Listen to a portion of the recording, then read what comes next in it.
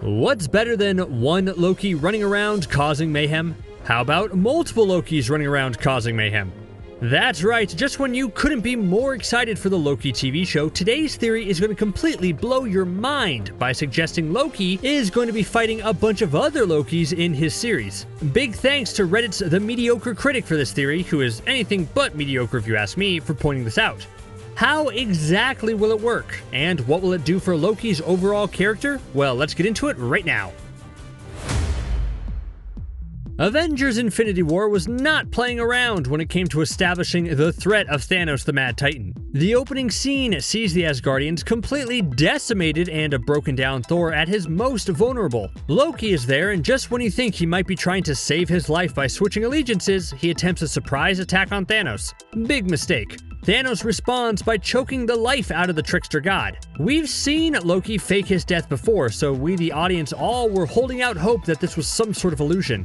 But sadly that wasn't so. Our Loki that we had gotten to know and love was no more. But this is the MCU. No one ever really stays dead unless your name is Uncle Ben. Endgame found a way to not only bring Loki back to life, but also set him up for a new Disney Plus TV show centered around him. That's not too shabby. I think a good Thanos choking is a small price to pay for your own TV show.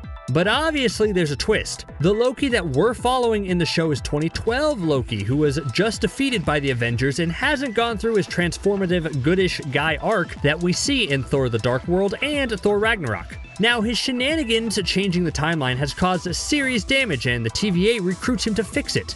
But why? As the trailers really make clear, Loki is the most untrustworthy ally you can have. He's literally stabbed people in the back like 50 times. Why is the TVA so invested in having Loki help them fix things? Besides the fact that they probably just want to be standing next to Tom Hiddleston. What if it's because the problems they're facing are other variant Lokis? Did Loki's actions with the Tesseract cause other variants of Loki throughout time to branch off and cause anomalies? Not only would that story give us more than double the Tom Hiddleston we're about to see on screen, but it would explain why Mobius M. Mobius enlists Loki's help.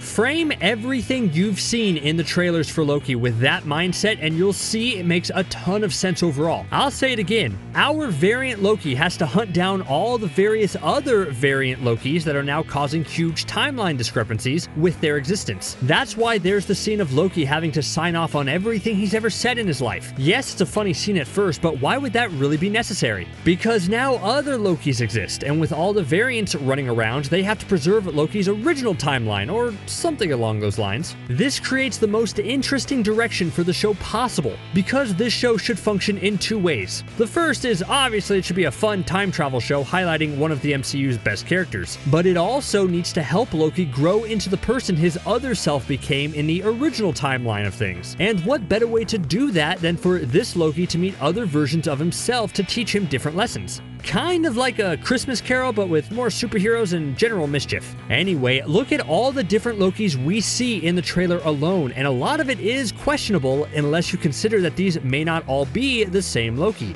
Just briefly, we catch glimpses of a rundown, seemingly President Loki, a Loki sitting on the throne of Asgard, a possible old Loki, and even glimpses of Lady Loki, among others. All of this makes more sense if you consider that Loki will be fighting Loki variants, and it makes Mobius's line of wanting Loki's unique Loki perspective all the more ironic. What this will do overall is allow Loki to confront different extreme versions of himself, and by facing those doppelgangers, Loki will undergo a dramatic character transformation that turns him into the fun anti-hero we know he can be.